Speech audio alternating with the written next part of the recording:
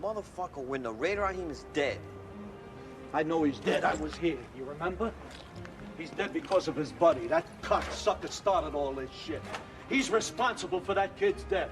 And he wanted to close me, and you stood there like a fuck, and you watched him burn me down. I watched it. I also watched the cops murder Raider Raheem. You didn't get over from the fucking insurance anyway, Sal. You know the deal. What the fuck is wrong with you? This ain't about money. I could give a fuck about money. You see this fucking place? I built this fucking place with my bare fucking hands! Hi everyone, my name is Dom Griffin. I'm a film critic and you're watching the Armchair Auteur, an ongoing video series where I talk about movies. If this is your first time here and you're someone who likes films and cares about watching people share their opinions about them, please consider subscribing. Since the last video I posted, a lot has been going on in the world. There are protests in pretty much every major city in America and certain cities in other countries across the world. Because there's so much happening in the world, it's kind of difficult to run a YouTube channel about movies, just because so much of what I would be talking about on the videos that I actually scheduled to put out this week is just irrelevant and kind of pointless. This weekend I actually got very deep into a review of the film The High Note, the straight-to-VOD musical dramedy starring Tracee Ellis Ross and Dakota Johnson. I figure with everything that's going on, no one really needs a review of a movie I didn't even like that much. Where I largely complain about how similar it is to Chutney Popcorn director Netra Ganatra's last film, Mindy Kaling's Late Night. They're just two films that I didn't really like very much, that just don't have a lot going for them, and I just didn't think people needed to hear me nitpicking about such slight pictures to begin with. Add to that, there's been a lot of sort of a kerfuffle going around about Blackout Tuesday and about how people need to use their social media presences for what's going on and actually helping the cause and not just pushing their brand and things like that. And this channel for me isn't really about pushing a brand. For me, it's more just an outlet to sort of just unplug from the world and let stuff out and talk about things. So because I have so many thoughts on what's currently going on, I figured I should make a video anyway, because this is helping me stay sane. So over those last couple of days, I've been watching the news. I've been actively involved in social media, looking at stuff, keeping abreast of everything that's going on, checking on friends in various cities and various protests. But when I need to unplug, because that does happen, you get burnt out from this type of stuff. And in a couple of weeks, Spike Lee has a new film coming out called The Five Bloods. It's going to be coming out on Netflix that I've planned on reviewing and still will be reviewing. In anticipation of it, I've been doing a minor project where I go back and watch all the Spike Lee movies that I've never previously seen.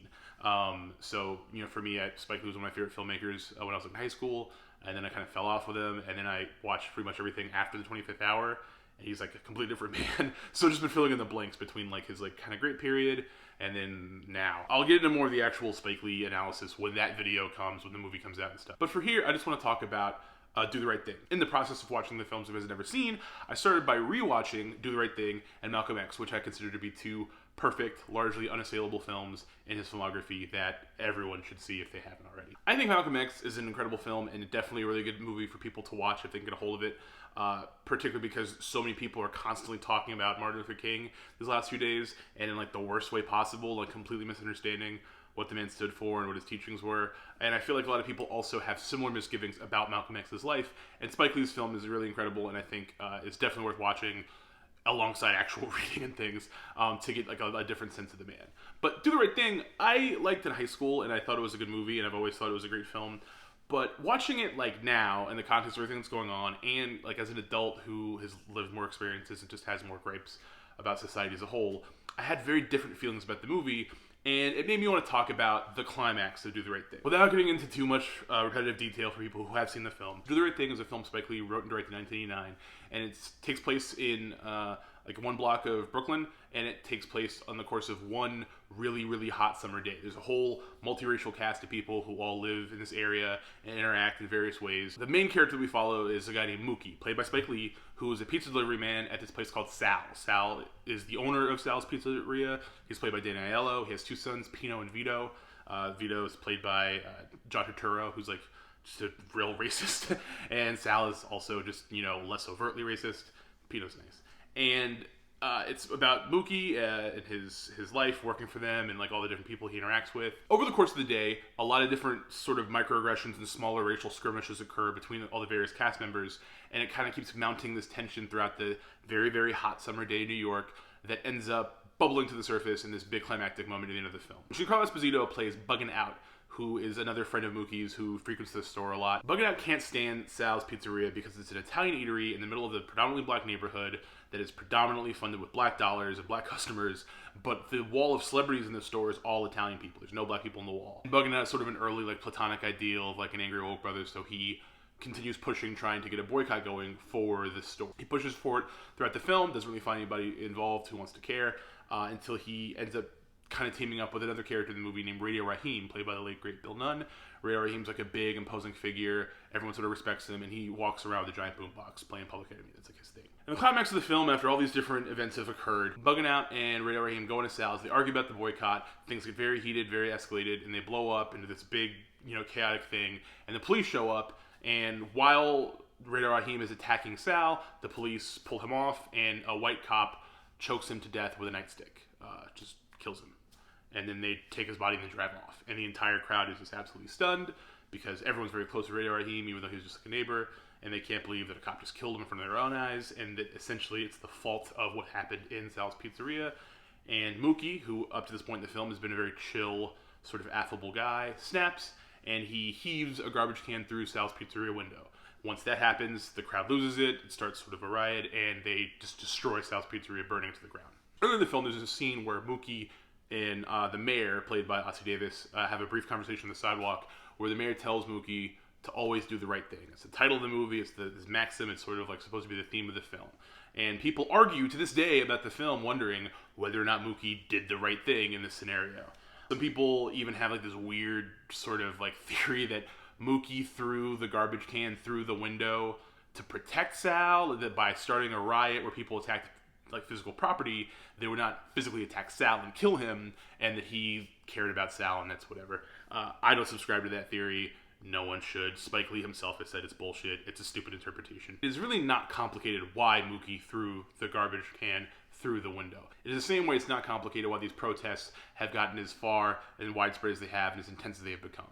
It's very, very clear if you've ever been paying attention. I know it may seem a little bit disingenuous to compare this 30-year-old movie with current events and try to like make some sort of like pop cultural explanation for what's going on in the world. That's not really what I'm trying to do, but I do want to talk about what this moment means to me and why I think it's an easy way to explain to people sort of like what's going on. The window breaking in Sal's Pizzeria is one of the two most important window breakings in fictional history.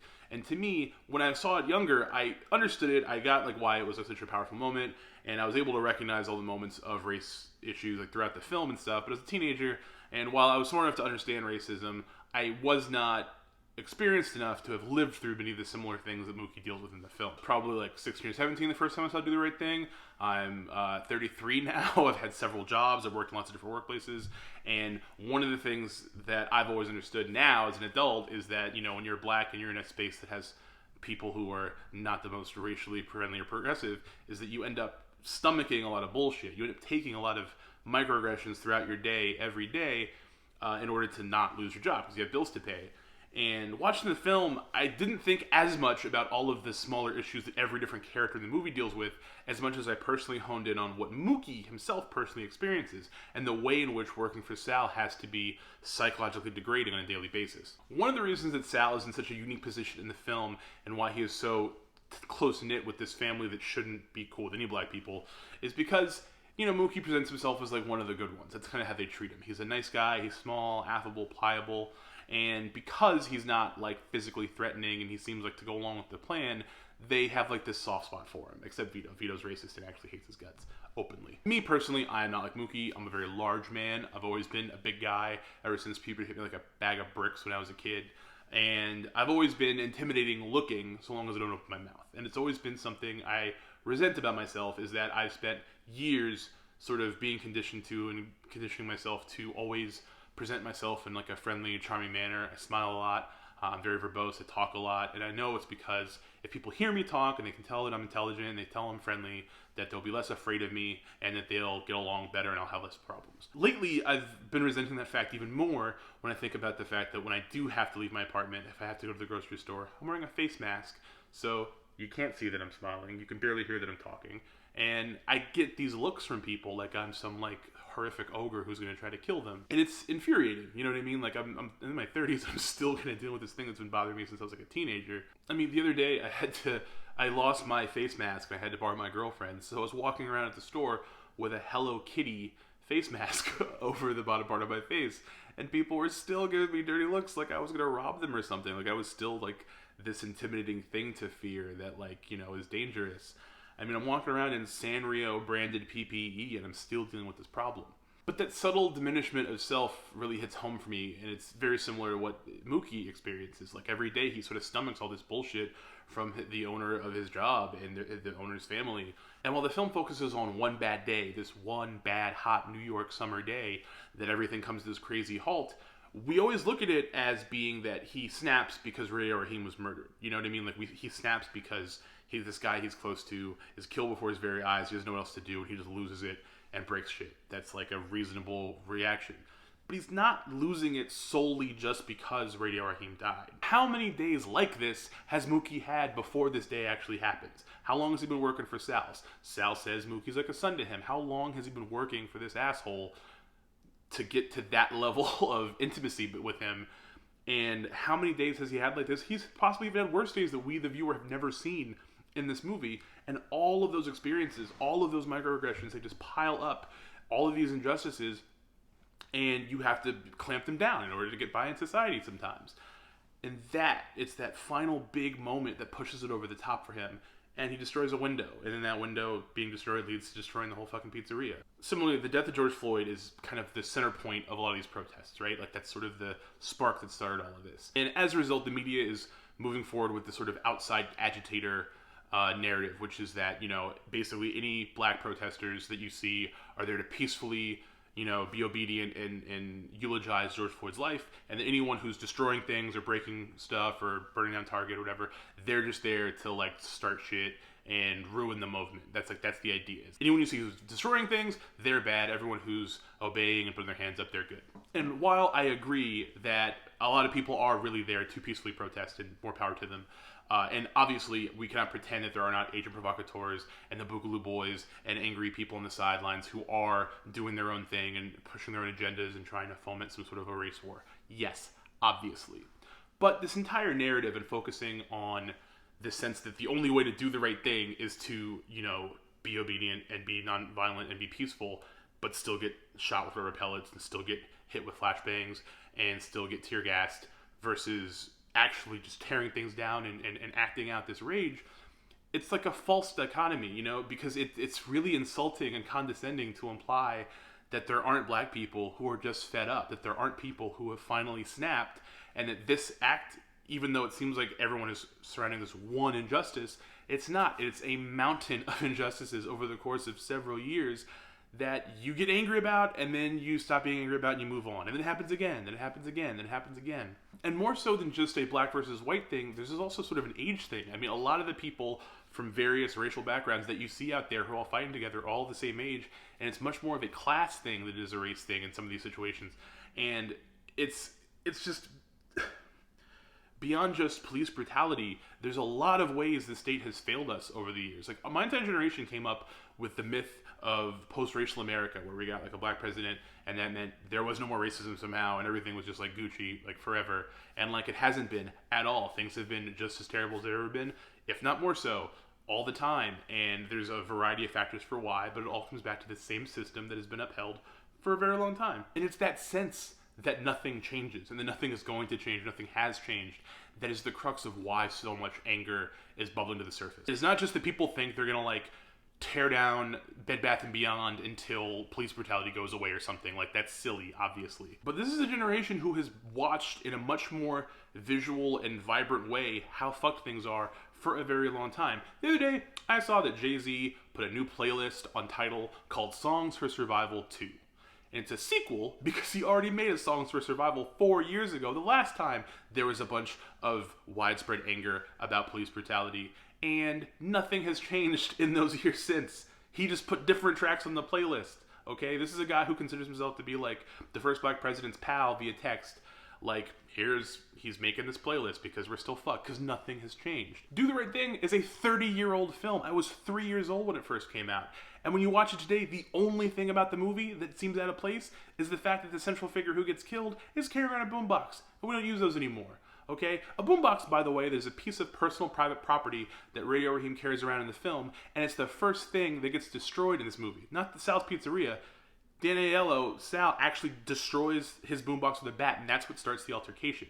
Okay? There's that shifting sense of how bad it is to destroy private property depending on who owns it and how big it is. If you may do the right thing today, the only thing that would be different is that Radio Raheem would have like an iPhone that gets smashed, and that there'd be an entire 15-20 minute coda to the film where Radio Raheem's family would talk about peace, and then the media would use it as a cudgel for all the people who snapped and are trying to deal with the situation and knowing that peace no longer works for them. And that's why this isn't just about George Floyd. It's not just about Breonna Taylor or Tony McDade or Ahmaud Arbery. How long has it been since Philando Castile and Sandra Bland and Tamir Rice and Michael Brown and Trayvon Martin, and going even further back to Amadou Diallo? I mean, like, this is not a new phenomenon. It has been going on for entirely too long, and very, very little has been done about it. And it goes beyond just police brutality and white vigilantism. It's about the system that allows these two things to grow and happen without sort of any incident, without any sort of payback, without any sort of revenge, without any sort of justice.